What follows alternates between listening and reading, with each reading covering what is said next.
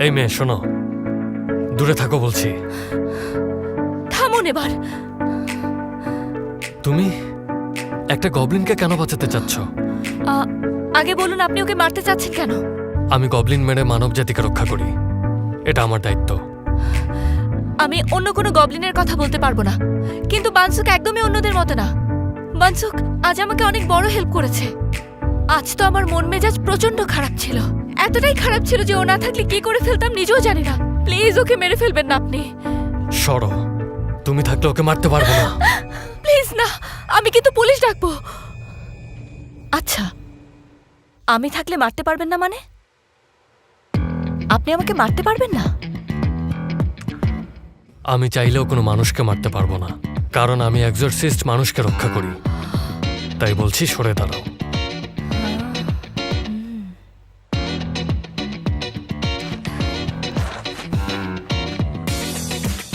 আমি সরবো না।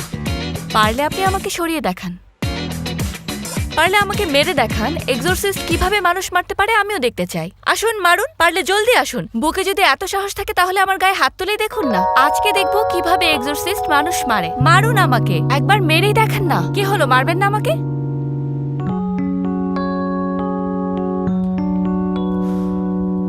তোকে পরে দেখে নেব।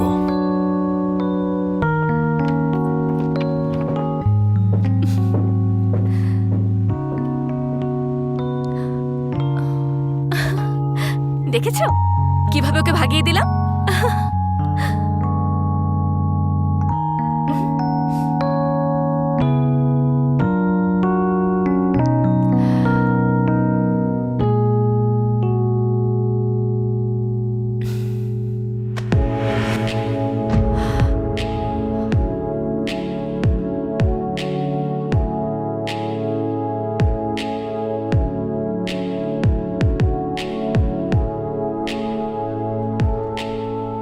প্রোটেক্ট করো হ্যাঁ, আমাকে, প্রোটেক্ট করো। আমি তোমাকে কিভাবে প্রোটেক্ট করব বলো? সাথে থেকে। ও ওকে। কি বললে?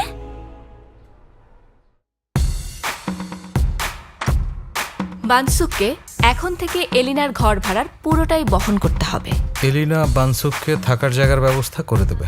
তোমাকে ঘর পরিষ্কার, কাপড় ধোয়া, বাসন মাজা সহ ঘরের সব রকম কাজের দায়িত্ব নিতে হবে। এলিনাকে এক্সোরসিস্টের হাত থেকে বানসুকের জীবন রক্ষা করার দায়িত্ব নিতে হবে। এখন থেকে এলিনা যা বলবে সব তোমাকে মেনে চলতে হবে। আর এলিনাকে বানসুকের মানুষে পরিণত হওয়ার প্রজেক্টে ফুল সাপোর্ট দিয়ে পাশে থাকতে হবে।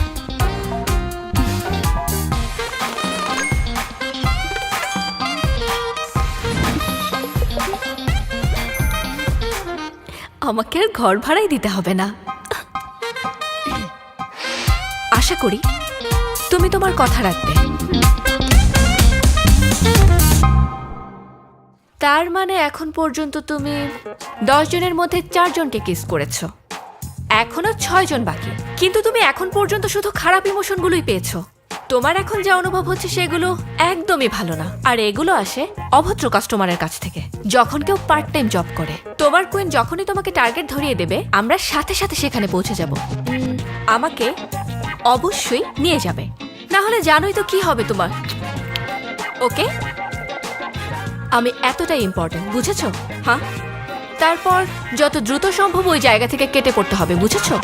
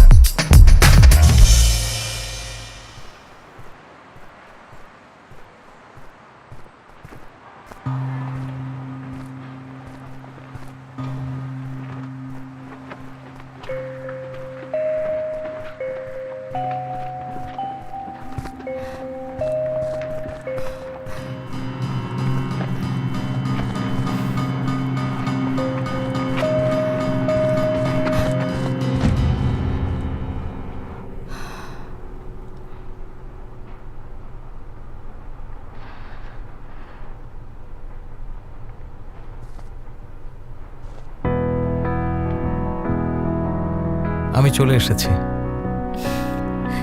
তুমি তো এখন হাসতে শিখে গেছো, ভালো লাগছে।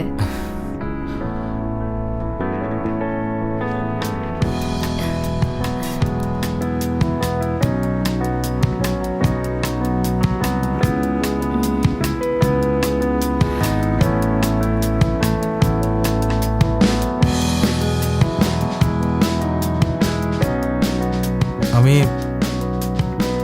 একটা জিনিস চাই তোমার কাছে। কি চাও? বন্ধু। হ্যাঁ, তুমি আমার বন্ধু হবে?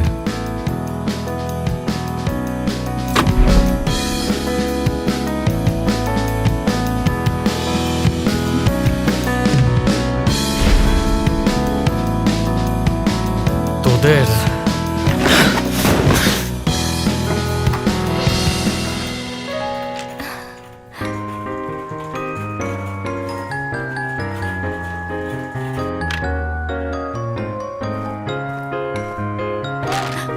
এটা কি?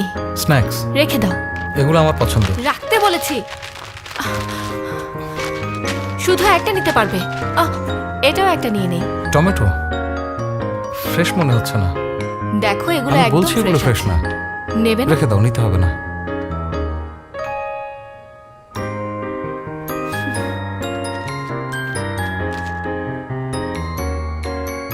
সত্যি বলতে আমার ভালোই লাগছে। ও যেভাবে আমার টেক কেয়ার করছে বা যেভাবে আমার দিকে তাকাচ্ছে, সবকিছুই আমার ভালো লাগছে।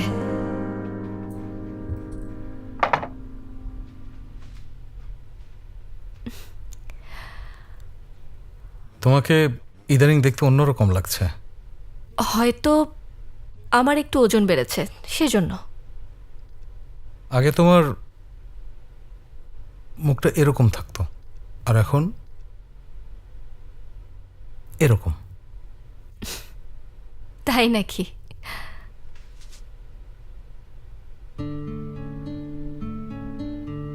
তুমি আসলেই দেখতে খুব সুন্দর। ফ্লার্ট করছো তুমি?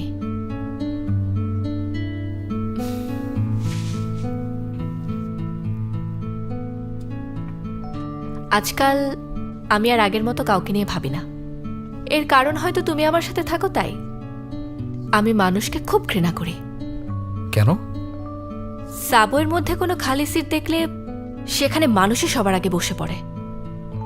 তাতে কি সমস্যা? সমস্যা তো আছেই। মানুষ সবসময় সব জায়গায় এই কাজটা করে থাকে। ক্লাসে, ক্যাফেতে, এমনকি রেস্টুরেন্টেও। সব জায়গায় মানুষ তার জায়গা দখল করার জন্য তাড়াহুড়ো করে, কারো অনুভূতি নিয়ে কোনো চিন্তাই করে না। তাই মানুষের সাথে থাকতে আমার দম বন্ধ লাগে। জানি এটা ঠিক হচ্ছে না। ওদের ঘৃণা করতে পারো। মানুষ হয়ে কি মানুষকে ঘৃণা করা যায়? আর তুমিও তো মানুষ হতে চাচ্ছ। তাহলে আমি এমন মানুষ হব না যাকে তুমি ঘৃণা করো। আমি তোমার মনের মতো মানুষ হব, যেন তুমি আমাকে পছন্দ করতে পারো যেভাবে আমি পছন্দ করি। এটাই বন্ধুত্ব, তাই না? তুমি যদি সত্যি মানুষ হতে, তাহলে খুব ভালো হতো। তোমার হাসি মুখ আমার কাছে খুব ভালো লাগে। ওর সাথে থাকতে আমার বেশ ভালো লাগছে, কিন্তু